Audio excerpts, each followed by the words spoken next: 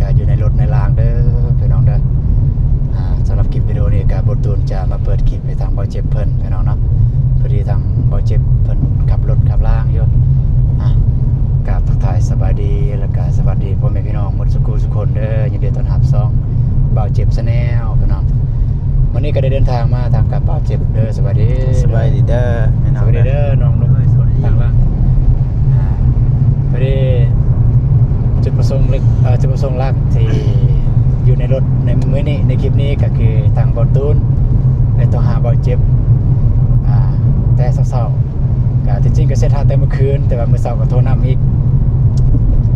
ขอความช่วยเหลือน้ำเพิ่นนั่นล่ะพอดีเบาตูนจะเดินทางไปกวดเลือดอยู่ซิกองเพราะว่ามีพี่น้องบ่สบายแบบต้องการเลือดพอดีเบาตูนก็จะไปกวดเลือดถ้าเลือดผ่านก็สิได้บริจาคถ้าบ่ผ่านก็ถือว่าบ่ได้บริจาคให้เพิ่นพี่น้องเนาะก็เอาเป็นว่าคลิปนี้ก็มีแต่ว่าสิขี่รถไปแล้วก็คุยไปนำพี่น้องอาจจะมีเรื่องเราจะคุยในรถนี้พี่น้องเนาะบางทีเราเจ็บเพิ่นมีแนวจะเล่าสู่ฟังบ่ แต่สำหรับของบ่ตูนเนี่ยมันจะประมาณนี้แหละจุดประสงค์ในการอยู่ในรถในครั้งนี้หรือว่าการเดินทางในครั้งนี้ก็คือจุดหมายปลายทางแม่นโฮมอแข่งไส้กรองพี่น้องเนาะไปพี่น้องก็เดินทางตั้งแต่นี้ไปฮอดพุ่นเป็นจังได๋ก็สิได้อัปเดตให้พ่อพี่น้องได้เบิ่งนำกันไปเรื่อยๆพี่น้องเอ้ยไป จะคุยบ่คุยเรื่องหยังเห็นว่าจะคุยกับกินเห็นนี่บ่คลิปหยังสาวบุญโอ้คลิปไอเตียงคลิปไอ้อนงสะเทือนถึงเราตายกันบ่ไอ้อนงเด้อเห็นเบิ่งแล้วก็คนลุกแม่นคือการบ่ตูนเบิ่งเมื่อคืนนี้จริงๆในตอนแรกก็บ่แม่นว่าบ่อยากเข้าไปเบิ่งคือเขาก็บ่มีเวลาเข้าไปเบิ่งพอดีมาเห็นมันกระแสมันแรงอะนะก็เลยเข้าไปเบิ่งโอ้เนาะก็เอาเป็นว่าถ้าน้องนุ่งลาวใต้น้องนุ่งที่เขาช่วยเหลือทางลาวใต้เนาะได้ผ่านมาเห็นคลิปนี้หรือว่าคลิปทางลาวกลางก็ให้เป็นบทเรียนเด้อก็บ่ให้เป็นไว้เอาแบบอย่างไว้เอาน้องอันนั้นมาเป็นแบบอย่างซั่นซะบ่ได้เอาแบบนั้นนะเพราะว่าทางผู้ใหญ่เพิ่นซอยเพิ่นก็ตั้งใจซอยรีรอได้ทีมงานก็ตั้งใจเลยทีมงานก็ตั้งใจทีมงานเฮาก็ตั้งใจเป็นสะพานบุญให้เพิ่นแต่เฮาเคยบอกน้องๆเพิ่นอยู่เวลาเฮาในคลิปหรือว่านอกคลิปเฮาบอกซ้อนเบิดว่าถ้าอยากแป้งให้ดีหรือว่าให้งามขึ้นกว่าเก่าเนี่ยสามารถแป้งได้แต่ว่าอย่าเฮ็ดให้มันลดลง1บ่ได้ลดลง2ถ้าบ่อยากอยู่หรือสิขายแม่นบ่ต้องขายคันบ่อยากอยู่มาบอกกันตรงๆแม่นเฮาสิให้คนอื่นให้คนที่อยากได้อีหลีมาอยู่ประมาณนั้นเฮาก็ได้เว้าทุกคนเลยเพราะว่าเฮาก็ลงเรือลงแหงคือกันนะเฮาก็ตั้งใจคนที่เฮาซอยก็ได้บ่คิดบ่ฝันว่าเป็นแบบนี้ยานว่าเฮาก็ต้องเจออีกสักวันหนึ่งนะเฮาคิดว่าเฮาบ่ฮู้ว่าอนาคตคนเป็นแนวใดเนาะบางเทื่อว่าตอนเฮาทายเฮายังเป็นคนแบบนี้เนาะบัดโดนๆไปมันจิตใจมันเปลี่ยนอันนี้เฮาก็บ่ฮู้แต่ก็ขอให้บ่อยากให้เป็นแบบนั้นสำหรับน้องนุ่งทุกคนนั่นแหละที่ทางทีมงานเฮาซอยบ่ว่าถึงแล้วก็เอาไว้สิ่งอันนี้บ่ตูนฟังแล้วก็โคตรทู่ใจหนึ่งเนี่ยมันขึ้นแทนเลยขึ้นแทนผู้ใหญ่ใจหนึ่งเวลาเบิ่งคลิปมันได้อีกใจเนี่ยรู้สึกเป็นห่วงทางเราไต่ย่านว่าเป็นแบบนั้นนะเพราะว่าน้องผู้นั้นว่าแต่ละคำนี่แบบน้ำเสียงนะมันบ่โอเคนะสำหรับเราแบบบ่มีแบบเราแบบบ่ผิดนะรู้สึกว่านะเราเห็นแบบเราบ่รู้สึกผิดนะเสียงทุกคำเว้า1นี่บ่รู้สึกผิด2บ่ได้รู้สึกว่าตัวเองถูกช่วยเหลือนะแบบถูกช่วยเหลือจากผู้ใหญ่ใจบุญนะก็แม่นอยู่เราบ่ได้ขอแต่ว่าเฮาท ทีมงานอีต้นนะเห็นแล้วอีต้นแม่นแต่ว่าเราย่างเก็บขวดอยู่เมื่อยอยู่คือต้นแมันบ่แต่ถ้าบ่ต้องการตอนนั้นก็บอกกันดีๆอันนี้ว่าบ่ได้ขอ บ่ได้ขอพวกเจ้า ก็ มา ทุก ซอย คนก็บ่ได้ขอเด้ที่เฮาซอยเด้ แม่นคำว่าเข้าใจบ่คำว่าผู้ใหญ่เพิ่นคำว่าเพิ่นใส่คำว่าทานเนาะ แม่ เพิ่นทานให้นะ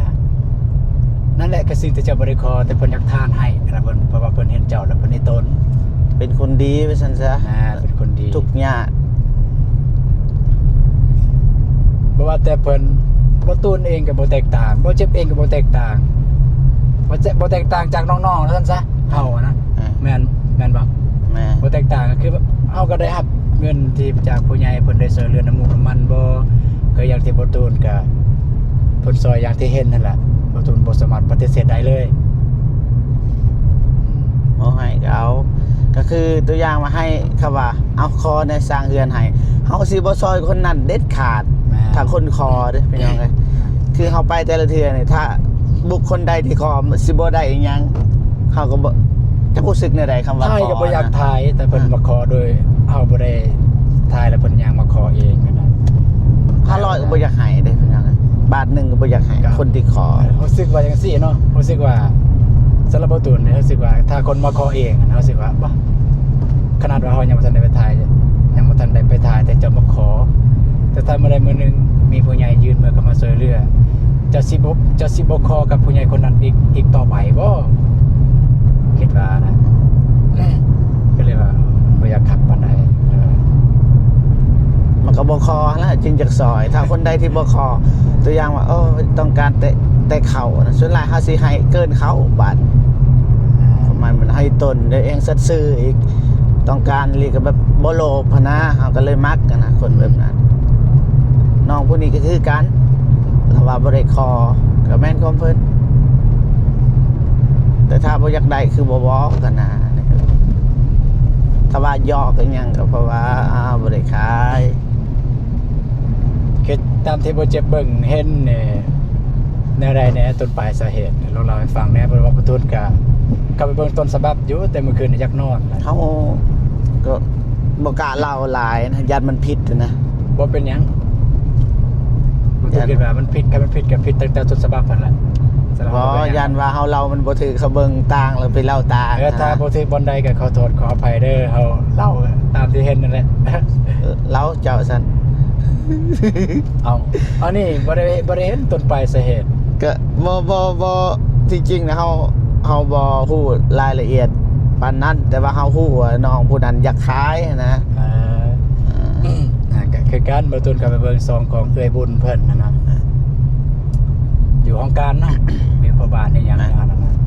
ที่ตัวคลิปตัวมันเดือดแห้งก็คือคลิปตัวน้องคนนั้นย่างนี้พอแล้วบลมแล้วประมาณนั้นย่างนี้เลยก็เบิ่งแล้วน้องคนว่าเป็นตาเสือนะว่าจังซั่นนะ เปิดคลิปเอาก็ได้เปิดเบิ่ง มันจะมี เปิดเบิ่งอีก คลิป เทื่อหนึ่ง ยันว่าบ่มีหลักฐานเลย เฮาบ่กล้าเว้าเฮาก็เบิ่งคลิปคืนเดี๋ยวขอยก็เบิ่งเดี๋ยว เอาเป็นอะไรก็รู้สึกว่าฝนตกมือนี่ ฝนตกแต่ก็ไปได้อยู่คอยไปนี่แหละ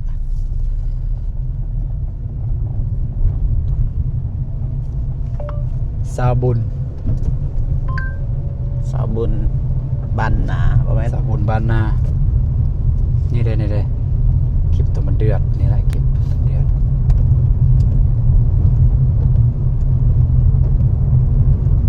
ล่าสุด มันเป็นซองใหม่ป่ะเนี่ยมันไม่ได้ซองเดียวตัว บ่แม่นเลย แม่น เกี่ยวกันลงบนบันทึกไว้ก็ให้ขายดินต่อดินเงินตัวนี้ก็ให้ขายเพราะว่าร้ายเจ้าคนละร้ายมาเซลล์บ่มีเงินเจ้า เคยขับรถอยู่ โอ้ฟังเลยก็บ่อยากฟังอีกนะคำว่าของน้องเพิ่น ย่านเด้เฮาซอย อันนี้เฮาก็ซอยก็เขาสิว่าเราไต่ก็10ปลายกว่าลังแล้วคืออันนั้นได้ เอากัน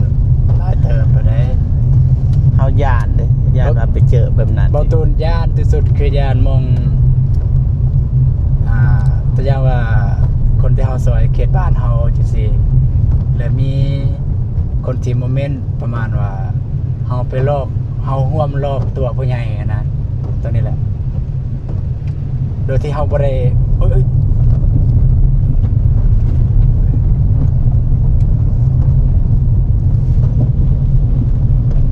โดยเจตนาของเฮาบ่ได้เป็นแบบนั้นแม่นบ่ นะ เจตนาของเฮาบ่ แต่ ได้ ถ้า เป็น ก็ แบบนั้นนะ จริงๆตามยานว่าก็บ่ปานใดนะเพราะว่าเฮาบ่ได้เป็นแบบนั้นแล้วก็ความจริงก็คือความจริงไงนะบ่ได้คิดปานใด กันสิว่ารวมแล้วก็อันคำว่าตัวบทนวายานะบ่ได้เป็นแบบนั้นแต่สมมุติว่าในกรณีว่ามันเกิดว่าทางน้องนุ่งบ่แต่เฮาเคยซอยเฮ็ดเป็นจังซั่นนะแล้วก็มีคนมาเว้าแบบนั้นโอ้ แต่เฮาซอยแล้วก็ซอยไปวิทย์ไป แต่ว่าเฮาก็บ่ฮู้แล้วหมู่สิเฮ็ดอีหยังต่อไป เพราะว่าถ้าเฮาไปเยี่ยมไปยามเฮาก็ฮู้แต่ถ้าน้องคนที่เฮาบ่ไปเยี่ยมไปยามเฮาก็บ่ฮู้ได้เจ็บไข้ได้ป่วยบ่ฮู้เด้อช่วงนี้ น้องนุ่งก็หลายคนแล้วเฮาก็บ่ได้ไปยามดนแล้วเด้ คือน้องฮานน้องสลีก็บ่ค่อยได้ไปเด้อ ทางานน้องสิริแต่บ่แม่นบ่ค่อยตั้งบ่ได้ไปแล้วเดี๋ยวนี้ บ่ฮู้ว่าเขาเจ้าเฮือนซานเป็นแบบใดช่วงแต่น้องเดิมนี่ไปซะ บ่ฮู้ว่าชีวิตการเป็นอยู่เป็นแนวใด สิไปหาน้องก็เด้ยเมื่อวานแต่ว่า โอ้ยัน ตัดความก่อนกินข้าวกินน้ำแล้วบ่ ยัง ยังก็แวะอาหารได้ ไม่หา ซื้อข้าวเนี่ยซื้อกับข้าวแล้วก็กินน้ำรดน้ำล้างไปเลยเอาไปเนาะเนาะแวะไปหาซื้อข้าวซื้อน้ำก่อนอ่า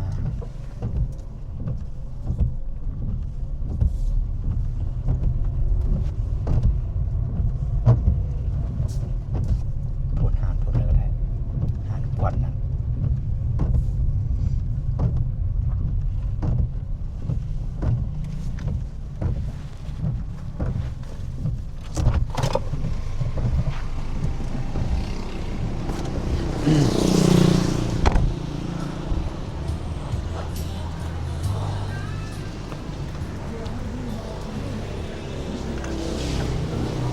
จะกินบ่ตูน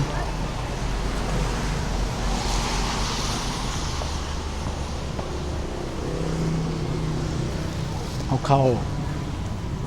3,000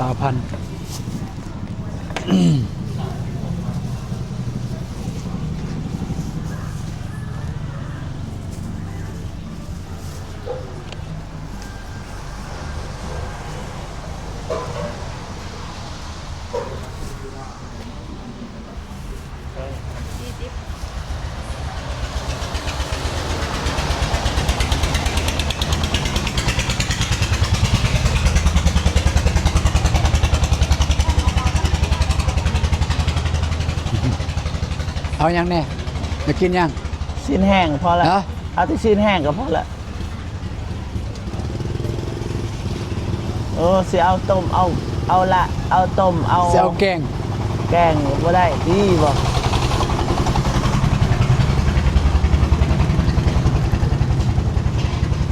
ต้องส่งอีกพวงหนึ่งไหวโบคุณบ่มีโหงมันสื่อที่กะว่าอยู่ว่างแพนอยู่แต่ว่าอันผู้สิส่งมาให้ยังว่ายัง เท่าไหร่ดิ พาไปจีนไปเที่ยวมึงไปเฮ็ดเพิ่นไปเฮียนอยู่จีนเพิ่นมาเพิ่นมากใช่ค่ะ เอียงให้ทัน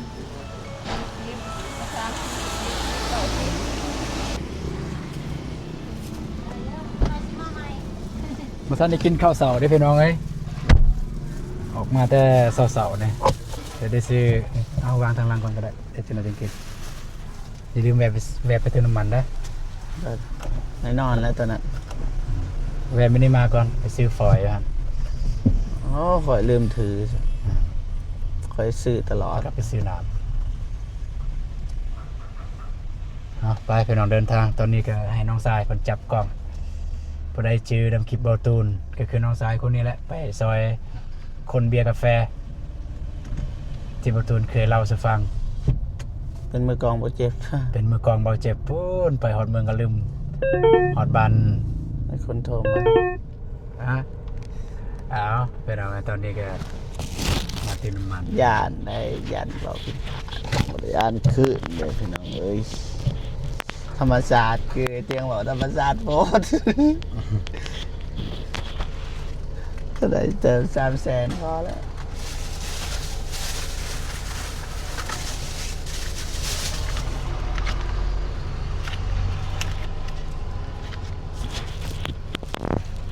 สิไปเข้าห้องน้ำก่อน500,000นะบ่เบิดบาท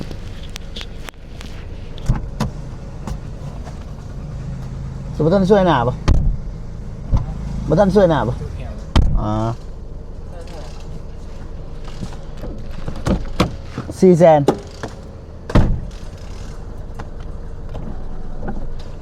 ประตูนบอกให้เติม500,000 400,000ก็พอละแขวงเซกอง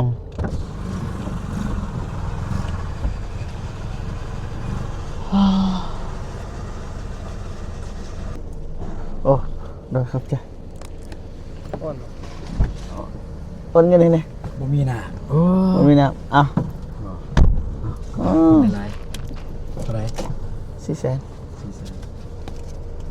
อ๋อบอลปะขอเงินเมียปะ ขอเงินเมีย โอ้ฝากเงินน้ำเมียแล้วบาทใจหลายเด้อโอ้เอานำให้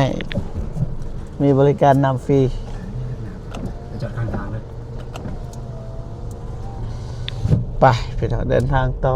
นะ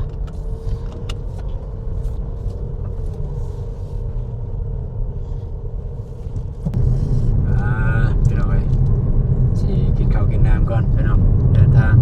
เพราะว่าไม่ได้กินข้าวเช้าพี่น้องเลย การเบิดนะ จะได้กินข้าวกินน้ำเด้อพี่น้องเด้อเดี๋ยวจะได้เราจะว่ากันพี่น้องไปกินข้าวกิน ปันให้เด้อ